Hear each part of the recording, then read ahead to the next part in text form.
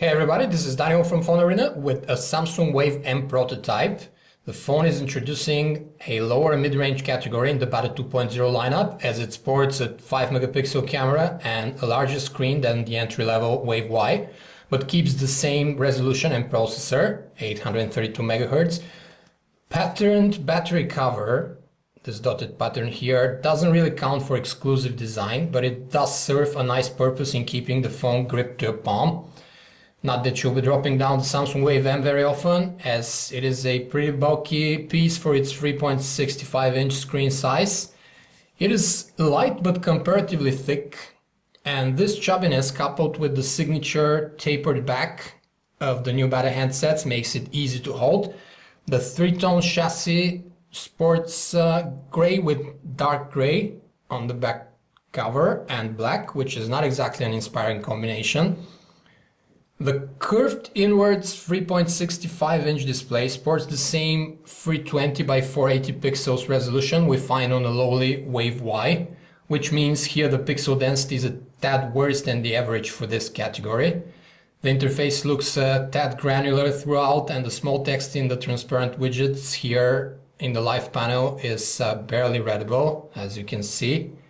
Let's have a quick look at the TouchWiz UI over bada 2.0. Bear in mind that what we have here is still a non-final unit. That is why it lags quite a bit while navigating the interface. So we'll just quickly show you some of the elements in the interface without going into much detail about them and their performance for now. We'll wait for the final unit to do that. The TouchWiz UI here though, which looks like the one on Samsung's Android handsets, with this pull-down notification bar with the connectivity toggles and so on, does introduce notifications on the lock screen. As you can see, we can have messaging notifications, we can have live widget updates. For example, the weather widget can be here. We also have the currently played song and so on and so forth. We have this dedicated live panel screen for widgets with these transparent backgrounds, which you can scroll up and down instead of swiping between home screens. A pretty neat idea. And we also have redrawn icons in this TouchWiz overlay version on bada 2.0. We have some new radio buttons as well, as you can see here.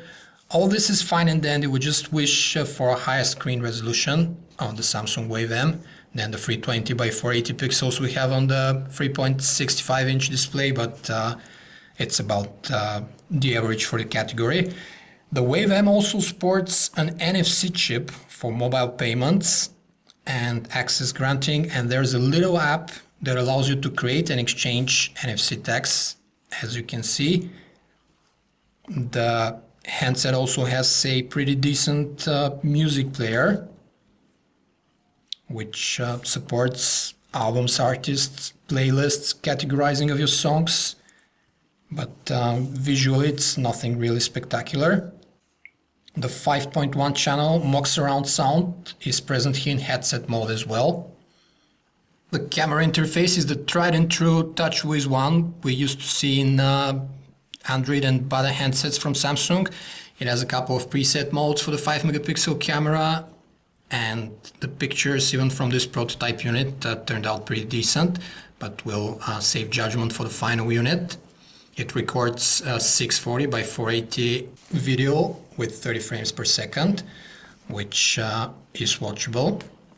While nothing spectacular, the Samsung Wave M does introduce a new lower mid-range niche in the bada handset lineup with its 3.65-inch curved display, 5 megapixel camera and a front-facing shooter.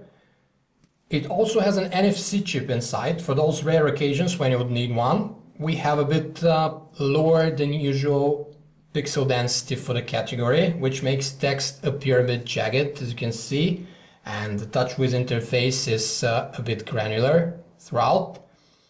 On top of that, the chassis is fairly bulky and the looks are nothing really to write home about, but they're decent for the marketing niche that we find the Samsung Wave M at. We did appreciate the pictures from the 5 megapixel shooter. They turned out pretty decent, and we hope they will stay like that or get even better in the final unit. The Wave M doesn't stand much chance against a decent Android mid-range phone with the hundreds of thousands of apps from the Android market that are backing it up, but it is a decent addition to the bada lineup nonetheless. This was a video preview of the Samsung Wave M from PhoneArena. For more information about this and other handsets, you can visit us at phonearena.com. Thanks for watching.